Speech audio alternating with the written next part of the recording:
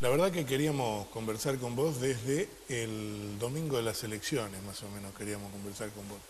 Porque si hubo alguna sorpresa en estas elecciones nacionales, la mayor la dieron los encuestadores, porque nadie acertó. ¿Qué pasó? Bueno, yo en realidad no relativizo, creo que en realidad fue parte de un papeloni que ataca o atenta contra este instrumento que es la encuesta, pero creo que hay que sacarle un poco de misticismo que tiene esto de si acertaron o no acertaron. En principio, sin ningún ánimo de defender la performance de los encuestadores en esta elección, que de hecho dejó mucho que desear, creo que en lo importante todos acertaron, porque todos dijeron que iba a haber segunda vuelta. Y creo que eso era lo que se dilucidaba en esta primera vuelta, si Scioli ganaba por más de 10 puntos o no, digamos. Por supuesto que creo que todos estuvieron muy sorprendidos, hasta los propios, el búnker de Macri, digamos, sorprendido Sí, sí. de que la diferencia haya sido tan escasa, digamos. Esto sí, ningún pronóstico lo hizo. Creo que hay cuestiones o respuestas metodológicas, muchas. Yo hoy escuchaba al que explicaba el tema de los pronósticos del tiempo, ¿no? Sí. Que mucha gente se pregunta por qué el señor de la tele siempre se equivoca. Y en realidad es muy parecido, porque el que está pronosticando el tiempo... Bueno, pero es un fenómeno meteorológico, esto no. Es caótico, al igual que el ámbito electoral. Lo que pasa es que uno se tiende a simplificar y pensar que se conoce todas las variables y todos los elementos que hay a la hora de decidir un voto. Yo tengo mi tesis en psicología social sobre la psicología del voto. Y descubrí cosas realmente increíbles, digamos, de lo que pasa por la cabeza de la gente a la hora de votar. Y creo que, así como se ha complejizado mucho la elección, también tenemos que pensar de que tenemos que entender que la gente actúa no como a nosotros nos gustaría que actúe. Claro. En principio, yo tengo una definición muy sencilla para explicar esto. Digo, la gente vota como cuando va al supermercado. ¿Por qué digo esto? Porque la gente tiene un perfil del candidato ideal. Como uno cuando va a comprar un paquete de yerba, le pone atributos al producto ideal. Sí. Pero cuando llega al supermercado ese producto no está. El ideal no está. Hay opciones, hay alternativas que tienen atributos, digamos, uno quisiera comprar algo barato, de mucha calidad, con el envase que a mí me gusta, y eso no está, como decía, ¿no? Entonces tengo que elegir entre productos que tienen atributos encontrados, digamos, ¿no? Generalmente sí, lo de calidad es más caro, lo barato, y uno elige lo que es mejor para él. Esa decisión es inapelable por el momento en que se toma. Con el diario El Lunes uno dice, no, pero te equivocaste, o me equivoqué. Hay gente que dice, yo me equivoqué en haberlo votado a fulano porque después me decepcionó. Pero en el momento que eligió, su decisión la tomó de esta misma manera. Y yo digo, además, avanzo un poquito más, digo, las razones que tuvo son básicamente razones emocionales y no racionales. O sea, y nosotros los que analizamos y todo el mundillo de la política queremos intelectualizar el porqué y entonces queremos cuestionar el voto de la gente. Claro, ese es el error, ¿no? La gente votó y es inapelable. Aparte es una decisión propia, personal, como vos bien dijiste. Incluso, para cerrar la idea, sí, incluso también no es lo que nosotros quisiéramos que sea, es una decisión muy individual. La gente quiere acercarse a lo que yo creo que me va a favorecer a mí, no a la sociedad, a mi vecino, a la gente, a la sociedad, a mí. Así vota la gente.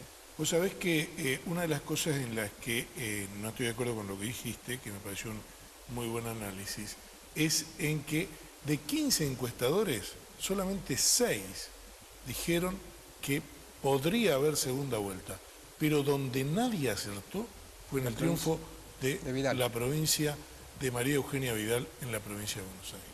Y eso es grave, porque es el principal distrito del país. Entonces, los muestreos fueron muy pocos, o este atributo del cual vos hablás, que es el voto personalísimo y sentimental, si se quiere, ¿no? Dio vuelta una elección en el principal distrito del país. Bueno, yo te dije al principio, y yo generalmente no tengo filtro para decir lo que pienso, que no es la verdad, digamos, es lo que yo pienso. Pero yo te decía que había cuestiones metodológicas. En principio, lo que nadie dice, pero a nadie escapa, es que el 100% de las consultoras grandes, que son las que pronostican una elección nacional, hacen encuestas telefónicas, con teléfonos fijos. O sea, es un factor que es bastante diferente, digamos, a la población en general. Hay mucha gente que queda fuera de esos muestreos. Pero hay otra cuestión que no tiene que ver con lo metodológico. Hoy hay, y esto no adjudico a nadie en particular, pero hoy ya hay encuestadores militantes, encuestadores que van a los medios a defender una postura, no van a interpretar. Ese es otro rol.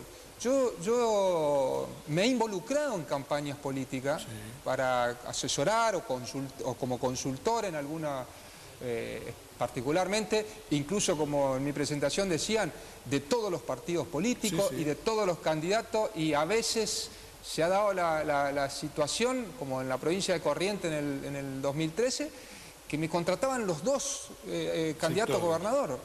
O sea, a lo que voy es que el trabajo profesional de uno, el trabajo con lo que uno, hay un trabajo que es puro, pero hay un trabajo post que es un trabajo de los que interpretan las encuestas antes de entregar. Y yo creo que ahí se equivocaron muchos. Se equivocaron porque muchos no creyeron, por ejemplo, que Vidal le podía ganar a... ¿Por qué? Porque, por ejemplo, para que ocurra eso, el corte de boleta tenía que ser muy alto, y uno se pone a pensar, porque estudia esto, no porque improvisa, sino porque estudia y dice, no, pero el máximo o el promedio, como querramos decir, de corte de boleta es de tanto, entonces no puede haber semejante corte de boleta. Y empieza a ajustar lo que le dio la encuesta. Esto no pasa siempre. Claro. Y ahí es donde por ahí se tergiversa un poquito. Sí, donde aparecen cuestiones muy subjetivas, porque cada uno de los que interpretamos, todos los que interpretamos, porque algunos se presentan como que son los objetivos, todos somos subjetivos, porque todos interpretamos de acuerdo a un marco teórico, a una interpretación de la realidad. Así es. Andrés, vamos a ir a las preguntas de la audiencia. Cuando los invitados en entrevistas nos confirman que vienen, la audiencia empieza a interactuar a través de las redes sociales. Andrés, si son muchas las preguntas, voy a seleccionar algunas nada más. La gente está muy interesada en lo que es encuestas. Algunas de ellas, ¿por qué en las últimas elecciones las encuestas se equivocaron tanto? ¿En qué se basaron a la hora de realizarla? Y también Sebastián dice, en una de tus encuestas manifestaste que ganaba Ángel Rosas. Mi pregunta es, ¿en qué te equivocaste en esa oportunidad? Mira, yo hago encuestas desde el 1995, desde esa elección que hoy hablábamos. O sea, cumplí 20 años sin encuesta. En ese momento iba Manolo Bordón, me daba espacio porque era... no tenía nombre, digamos, claro. Pero él conocía mi método, habíamos... y desde ahí en adelante, en todas las elecciones, cada 2 años hice encuestas, no solamente en el Chaco, sino que hago encuestas en Formosa, hago encuestas en Misiones, hago encuestas en Jujuy, en Corrientes, quizás con más frecuencia que en el Chaco.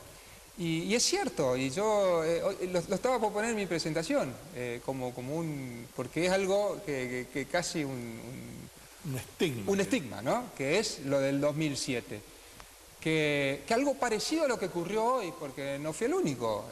Yo me acuerdo, yo trabajé para Capitanía en el 2007 y él me mostraba las encuestas que tenía de Julio Aurelio y le daba exactamente la misma diferencia que teníamos nosotros, pero el tipo estaba tan convencido y me daba una explicación de algo que yo no hice el seguimiento hasta el último día. Él tenía monitoreado de que, porque las encuestas son una fotografía de un momento. Claro. Y es más, hoy, quizá en el 2007 no era tan así, hoy la mayor cantidad de la gente, o un porcentaje cada vez más grande de gente, decide su voto en las últimas 48 horas. Cambia su voto, no es que sea tan alto la cantidad de indeciso cuando alguien lo consulta, pero es volátil todavía, no tiene totalmente decidido su voto. Y en el 2007 yo estudié mucho, encontré, porque pues soy muy autocrítico, y si sigo siendo parte de la consulta de los principales políticos de la provincia y de las provincias, es porque di muestra del aprendizaje que da eso, ¿no? Claro. Yo encontré la cuestión, es una cuestión muy metodológica, digamos, ¿no? Y fundamentalmente tiene una explicación que con esto cierro la explicación. Sí. Es hacerle caso al demandante de la encuesta, que te dice, yo quiero que me preguntes esto. Y el que sabe de metodología es uno, digamos. Entonces uno tiene que decir, no, de esta manera no lo hago. No lo hago. Yo lo hago, vos me tenés que decir qué querés saber. Y la cuestión metodológica y técnica, cada consultor tiene su manualcito. Yo hoy, por ejemplo, para una cosa que no está en los manuales, para las elecciones en el Chaco, en las últimas elecciones, inventamos de armar la boleta, porque si le preguntamos a la gente a quién va a votar a intendente en cada localidad que vayamos y a quién va a votar a gobernador, nos da resultados muy dispares, que sabemos que la gente no vota así. Entonces cuando vos le armás la boleta y le decís, estas son las boletas que se presentan con los nombres, ¿a quién va a votar? La gente, ahí se termina digamos, lo anterior. Vamos a encarar una elección inédita, el balotaje a nivel nacional. No en la provincia, vos dijiste, trabajaste en el 95, o sea que habrás medido a Tenebia y a Rosas. Pero en este caso, ¿es diferente totalmente el acceso del electorado a esta elección? Mira, yo creo que para esta elección que viene, lo que sea encuesta es mucho más sencillo que lo anterior, porque hay cosas muy claras en el electorado, digamos, la gente tiene, esto que yo decía hoy, en el supermercado hay 2 productos, no hay más, digamos, ¿no? Y cada uno tiene sus atributos que van a responder a lo que es muy difícil de convencer al que va a votar a uno de los argumentos que tiene el otro, digamos. Seguramente todos tienen razón. Yo creo que en esta elección, de esta situación inédita que es la segunda vuelta, creo que va a estar muy influenciada por la primera, porque los ánimos, las expectativas juegan muy fuerte, así como juegan muy fuerte en la economía. Hay veces que la inflación no tiene una causa que no sea la expectativa. La gente cree que van a aumentar los precios y entonces se cubre, digamos, con aumento de precios. En las elecciones, las expectativas son muy importantes. Y este resultado, esta sorpresa que hablamos del 25 de octubre, dejó, fíjense que Scioli ganó y pareció que perdió, no festejó. Claro. Y el que perdió festejó, digamos. Y eso, creo que hoy la pelota la tiene Scioli, porque el que va a tener que rediseñar su estrategia es fundamentalmente Scioli. Así es. Andrés, te agradezco muchísimo esta participación en la entrevista. Queríamos conversar con vos, queríamos que le cuente a la gente de esta manera cómo se hace una encuesta y cómo se puede errar también una encuesta y cómo se hace la autocrítica para ir aprendiendo.